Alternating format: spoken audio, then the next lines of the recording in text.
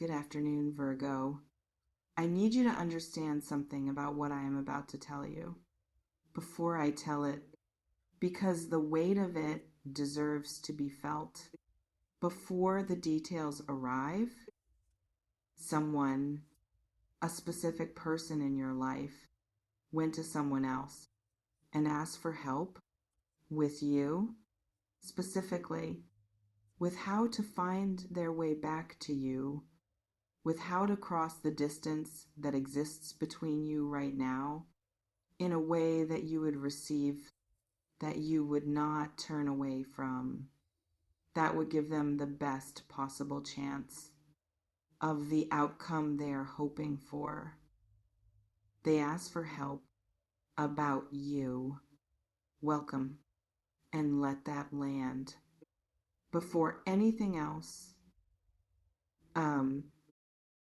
I want you to understand what it takes for someone to go to another person and ask for guidance on a matter this personal, this specific, this vulnerable. It takes a level of wanting that has exceeded the capacity of their own resources, their own thinking, their own ability to figure out what to do from inside the feeling they are carrying.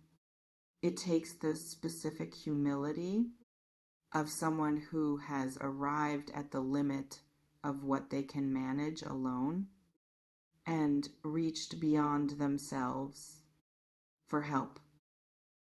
Most people, when they want to reconnect with someone, either act on that want directly or they sit with it privately, managing it internally without exposing it to anyone else. Because exposing it means admitting the full size of it to someone who will witness it. And that exposure requires a particular courage that is only available when the wanting is large enough to make the exposure worth the risk. Their wanting for you is that large. I want to tell you what the conversation might have looked like when they ask for advice, because I think imagining it will help you feel the weight of what they are carrying in a more visceral way than simply knowing it abstractly. They had to describe you to whoever they asked, which means they had to put into words who you are and what the connection between you was and what went wrong and what they wish had gone differently and why they want back in to something that closed for reasons that have some part of their own behavior in them. That describing is itself an act of honesty, because you cannot describe a situation that you want help navigating without revealing something true about your own role in it, without the person you are asking being able to see where you fell short, or what you could have done differently, or what you are afraid of, or what you most want. They made themselves visible to get help finding their way back to you. That is not a small thing. Now I want to tell you about the missing, because it is in the title, and it deserves its full attention. The missing that hurts. This is not the comfortable kind of missing, not the soft wistfulness of thinking fondly of someone who exists somewhere pleasantly in your memory. This is the missing that produces a specific physical sensation in the chest or the stomach, the kind that arrives uninvited at inconvenient moments in the middle of things that should be occupying their full attention, and does not respond to distraction or redirection or simply deciding to feel something else.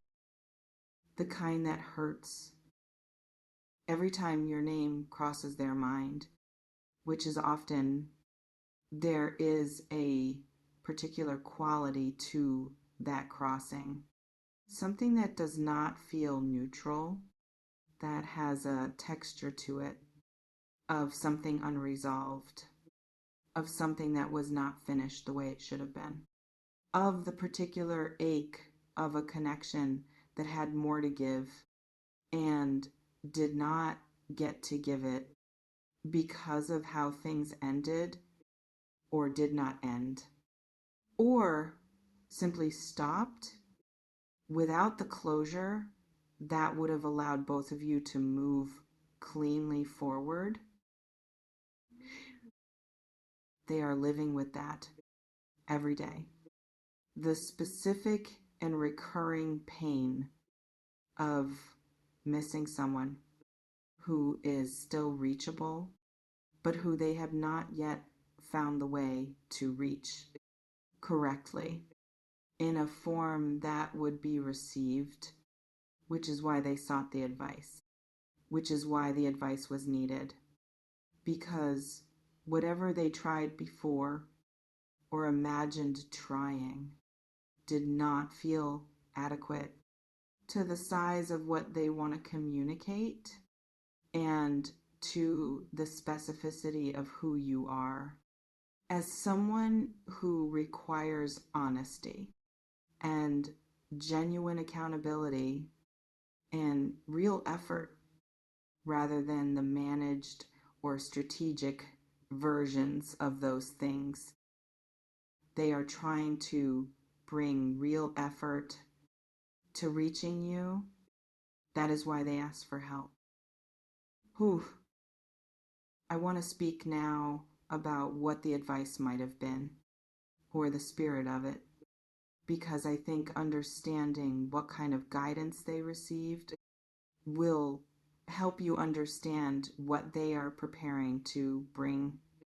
When they reached toward you, the advice was likely, in some form, to be honest, to not hide behind strategy or performance, to not arrive with a carefully crafted presentation of changed behavior that is designed to produce a specific response from you without the genuine internal shift that would back it up, to simply say what is true about how they feel and what they understand now that they did not understand before, and what they want, without guaranteeing how that want will be received, if that is the advice they received, and if they follow it, what comes toward you is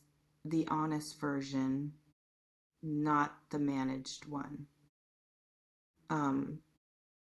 Now I want to come to you because you are the person this message is for.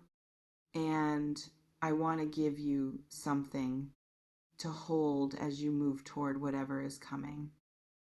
The first thing I want to say is that the fact they sought advice is itself information about the quality of what they feel and about the seriousness with which they are approaching the attempt to reconcile. Casual wanting does not produce the vulnerability of asking for help. Casual missing does not drive someone to admit to another person that they do not know how to find their way back to someone they care about. What you are dealing with here is not casual, and the seeking of advice is the evidence. The second thing I want to say is that you are allowed to be cautious.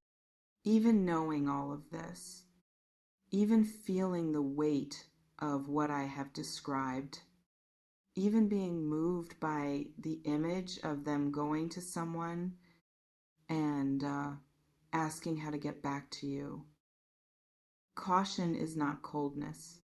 Caution is wisdom, the particular wisdom of someone who has learned through their specific experience that wanting and capability are not the same thing, and that the most genuine wanting in the world does not guarantee that what broke before will not break again under the same conditions.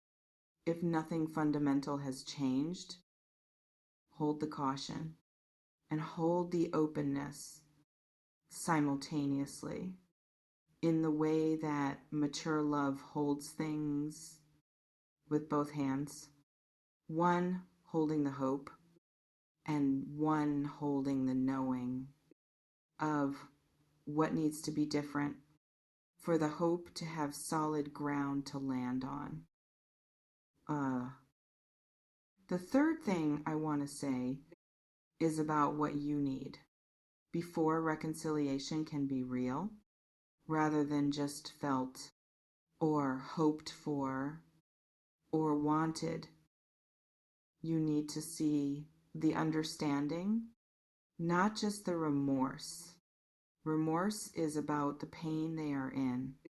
Understanding is about what they know now, about how they contributed to what fell apart. Those are different things, and one is more useful to you going forward than the other. You need to see the intention towards something different, not just the intention to be back, wanting to be back in the same dynamic with the same patterns will produce the same outcome. What you need to see is that they understand this and that what they are proposing is something genuinely different rather than a return to what existed before, in the hope that this time it will somehow be different without anything actually changing.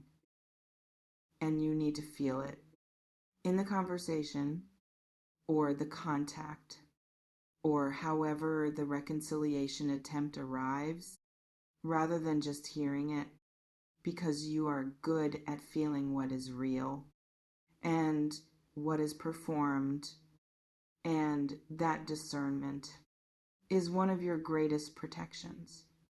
Use it. Someone sought advice on how to find their way back to you.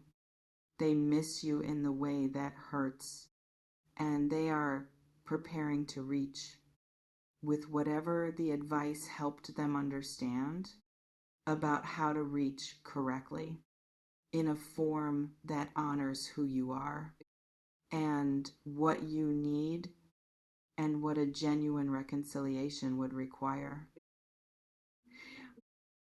What you do when that reach arrives is entirely yours, not driven by the size of their missing or the effort of their preparation or the vulnerability of having sought advice. Though all of those things are real and deserve to be felt, driven by what you feel. When the reach arrives and what you see in it, and whether what is being offered matches what you need for something real to be built on top of what already exists between you. They miss you so much, and it hurts, and they are doing something about it in the most humble way available to them. That matters. How much it matters is for you to decide